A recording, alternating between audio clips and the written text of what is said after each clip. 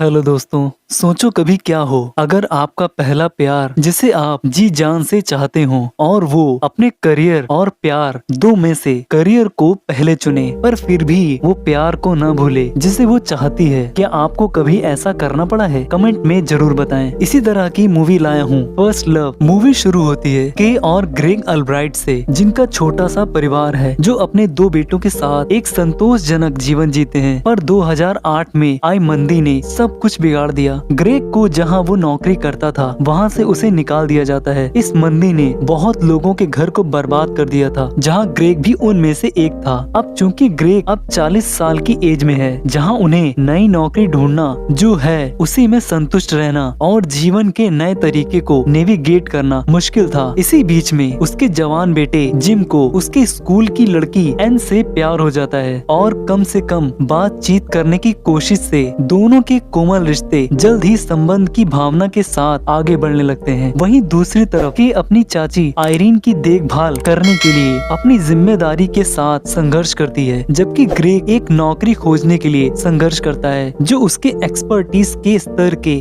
अनुरूप हो। उसका भाई जिसकी नौकरी उस मंदी की वजह से नहीं गई थी, जो आज उसी की पोजीशन पर है। हालांकि ग्रेग को अभी भी उम्मीद है कि वो उसके लिए कुछ न कुछ करेगा, भले देर से ही। वहीं दूसरी ओर जिम बड़े होने के साथ साथ एन से इमोशनली करीब होने की कोशिश करता है, यहाँ तक जब उसके फ्रेंड्स जिम के शांत होने और बाकी लड़कों से अलग लाइफस्टाइल होने पर वो जिम का मजाक बनाती हैं, तो एन इसके उल्टा वो इन सब बातों से और ज्यादा प्रभावित होती है जिम की ओर, जिसकी वजह से वो अपने फ्रेंड्स की बातों पर ध्यान नहीं दे पाती है कि वो जिम का मजाक बना रहे हैं।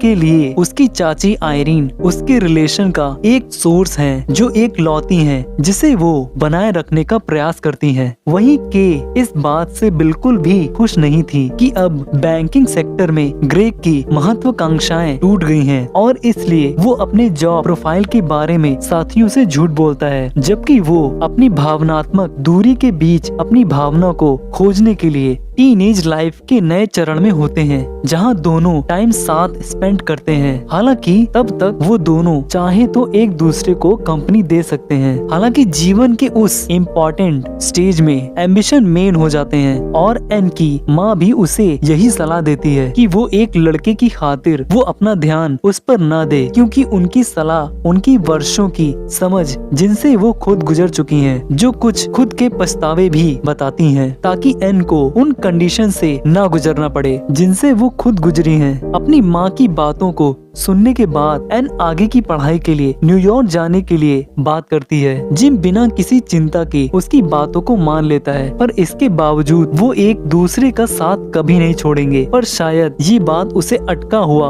महसूस कराती है और उसकी चुप्पी उसी को दर्शाती है। इस बीच नौकरी खोजने में जब महीनों गुजर जाते हैं पर कोई सफलता नहीं मिलती है, तो ग्रेग के को बताता है कि उन्हें अपने वर्तमान जीवन शैली को बनाए रखने के लिए अपने घर को छोटा करना पड़ेगा, यानी इस घर को बेचकर एक छोटा घर लेना पड़ेगा, जो उनके लिए किसी बड़े संकट से कम नहीं है, क्योंकि दोनों ने तब से लेकर अब तक उसके और अपने परिवार के लिए विशेष अधिकार को, खुशियों को जी लिया है। अपने परिवार की फाइनेंशियल प्रोफाइल को बेहतर बनाने के लिए उसे कम से कम एक छोटे बजट वाली नौकरी ढूंढनी होगी, जो वो नहीं चाहता, क्योंकि ये उसके लेवल से मेल नहीं खाती है। जबकि जिम घर की फाइनेंशियल प्रॉब्लम को जान चुका था, वो एन के साथ अपनेपन की भावना खोजने की कोशिश करता है, जो एक रास्ता तलाश रहा है। यहाँ तक कि जब उसके पास साथ रहने के लिए कुछ भी क्षण बचे होते हैं, जो उनकी बातों को उनकी प्रेजेंट लाइफ में फंसी हुई भावना को दिखाता है और दोनों का रिश्ता चुप्पी की एक अजीब नोट पर खत्म हो जाता है और फिर दोनों के रास्ते अलग हो जाते हैं। जबकि के और ग्रेग डाउन साइजिंग के एक हिस्से के रूप में एक नए और छोटी जगह पर चले जाते हैं। के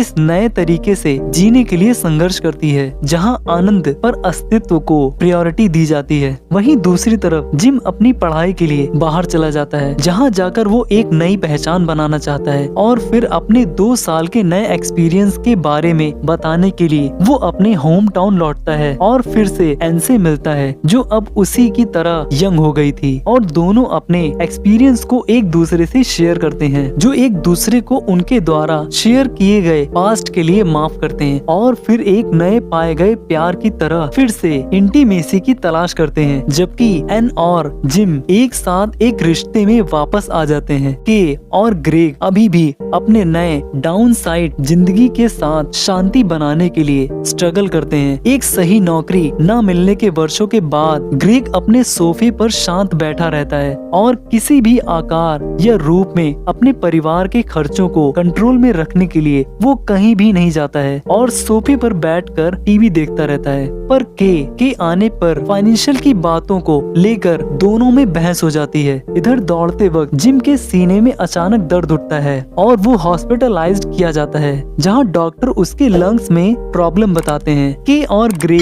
दोनों उसे हौसला देते हैं। जिम ठीक हो जाने के बाद वो अपनी शादी की बात जब अपनी माँ को बताता है तो वो उसे अभी शादी न करने की सलाह देती है, क्योंकि अभी उनके हालात इतने ठीक नहीं है कि वो इस शादी को मैनेज कर पाए। और फिर उस रिंग को देखती रहती हैं जो जिम के पास थी और जिम को गले लगा लेती हैं। फिर जिम अपनी शादी की बात एन की माँ से करता है, जहां एन के घर सवाल का जवाब देने के बाद एन की माँ मान जाती हैं। इधर के ग्रेग के घर पहुंचते ही उसे एक गुड न्यूज सुनाती है कि उसे द फियोनिक्स कंपनी से कॉल आया था, वो भी इंटरव्यू के लिए। लगभग दोनों के पास इस बात को लेकर एक खुशी थी। एक लंबे फाइनेंशियल प्रॉब्लम के बाद ग्रेग की परेशानियां खत्म होने वाली थी और के साथ अपनी पुरानी जगह पर जाता है, जहां दोनों एक साथ खाना खाते हैं। और उसी समय के दौरान वो लोग उस तरह की जिंदगी दोबारा पाने के लिए एक अलग देश में जाने के विषय पर बात करते हैं जैसा वो जीते थे। वहीं दूसरी तरफ जिम और एन एक साथ हमेशा रहने के लिए शादी करने का फैसला करते हैं। जिम की माँ उसे रेडी करते वक्त भावुक हो जाती है, क्योंकि वो अपने बेटे के साथ थोड़ा और टाइम स्पेंड करना चाहती थी, जो शादी के बाद पॉसिबल नहीं है। पर जिम फिर भी पहले जैसे रहने की बात करता है और अपनी माँ को कभी न भूलने का वादा करता है कि वो हमेशा उनके साथ रहेगा, उनके करीब रहेगा और कभी भी उन्हें अकेला नहीं महसूस होने देगा। अंत में ग्रेग इस शादी जैसे पलों के महत्व के बारे में एक शादी का भाषण देता है कि कैसे जो यादें बन जाती हैं, जिन्हें हम अपनी बाकी जिंदगी में बहुत संभाल कर रखते हैं। इस भावुक नोट पर AJ एडवर्ड्स का फर्स्ट लव अपनी आने वाली एज की कहानी को खत्म करने के लिए एक रास्ता चुनता है। Thank you.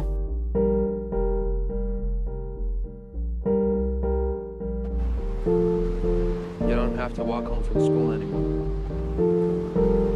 You don't have to walk home from school anymore.